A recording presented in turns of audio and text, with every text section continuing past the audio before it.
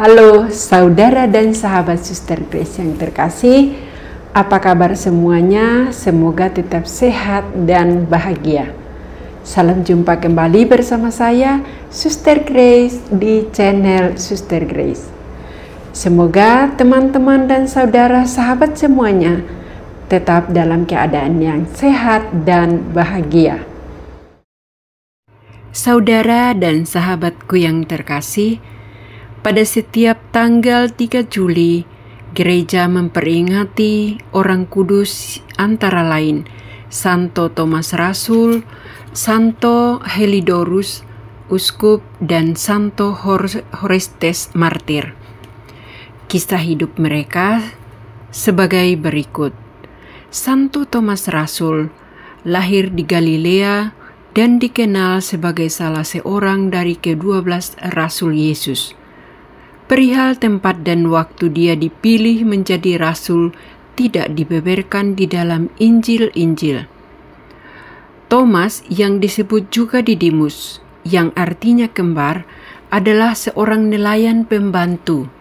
Ia tidak memiliki perahu sendiri seperti Petrus dan Andreas.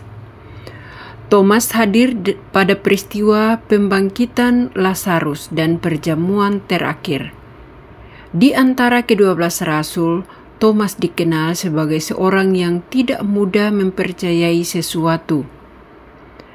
Ketika Yesus mendengar bahwa Lazarus meninggal dunia, ia berkeputusan untuk kembali ke Yudea, padahal baru saja orang mau melemparinya dengan batu di daerah itu.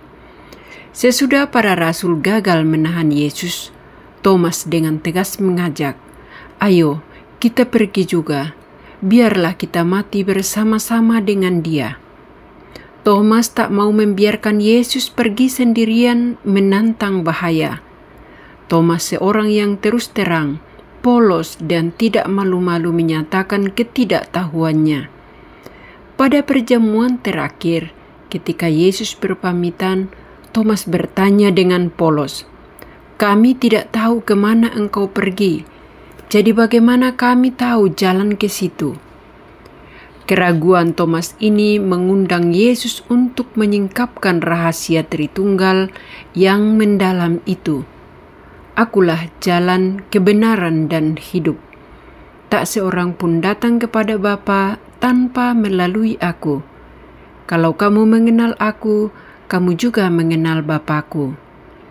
Sikap ragu-ragu Thomas tampak jelas sekali dalam sikapnya terhadap berita penampakan Yesus kepada para rasul.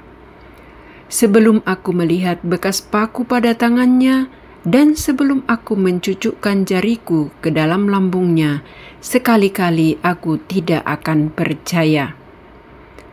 Tentang sikap Thomas ini, Santo Agustinus menulis, "Dengan pengakuannya dan dengan menjamah luka Tuhan, ia sudah mengajarkan kepada kita apa yang harus dan patut kita percayai.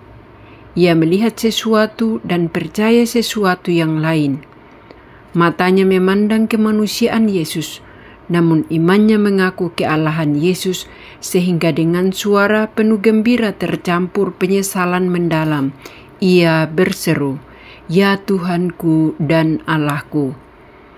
Kepadanya Yesus bersabda, 'Karena kau telah melihat aku, maka engkau percaya.'" Kata-kata Yesus ini masih berkumandang aktual hingga sampai saat ini. Tentang karya kerasulan Thomas sesudah itu, kitab suci tak menyebutkan apa-apa lagi. Juga tidak ada sepucuk surat peninggalan Thomas yang sampai kepada kita.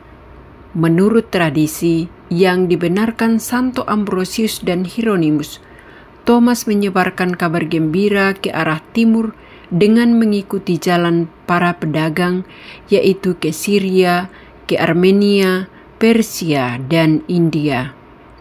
Dekat Madras di kota Malaipur, Thomas menerima mahkota kemartirannya. Orang Kristen India Selatan, lebih-lebih di sepanjang pantai Shiro Malabar, percaya bahwa Thomas mentobatkan Raja Gondapur dan bahwa mereka keturunan orang-orang Kristen abad pertama.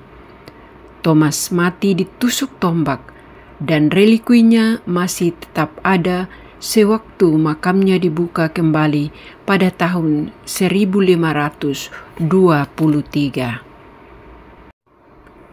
Berikutnya adalah kisah hidup Santo Helidorus, uskup.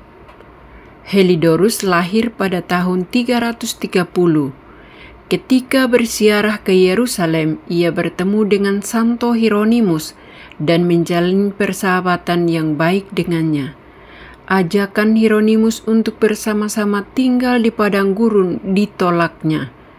Helidorus kemudian pulang dan menjadi uskup di Altino, Italia, hingga kematiannya pada tahun 407. Kemudian Santo Horestes martir. Bersama tunangannya Eufemia, Horst menjadi pemimpin pemuda-pemudi Katolik di Bizantin, yang sekarang dikenal dengan Istanbul.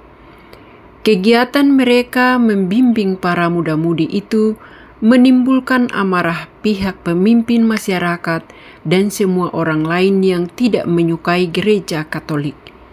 Ketika ditangkap dan ditanyai, dengan terus terang mereka mengaku beriman Kristen, sehingga bersama muda-mudi lainnya mereka dibunuh pada tahun 304. Teman-teman dan sahabatku yang terkasih, demikianlah kisah atau riwayat hidup ketiga santo yang diperingati pada hari ini, secara khusus Santo Thomas Rasul. Semoga Santo Thomas mendoakan kita semua, khususnya mereka yang berpelindungkan Santo Thomas, dan semoga kita belajar dari hidup Santo Thomas Rasul bersama dengan Santo Helidorus, Santo Horestes yang tetap setia memperjuangkan imannya kepada Kristus. Amin. Santo Thomas Rasul, Santo Helidorus, Santo Horestes, doakanlah kami. Nah teman-teman, itulah orang kudus yang diperingati oleh gereja pada hari ini. Semoga para kudus mendoakan kita yang masih bersiarah di dunia ini. Mari kita mohon doa dan bantuan para kudus di surga. Terima kasih dan sampai jumpa.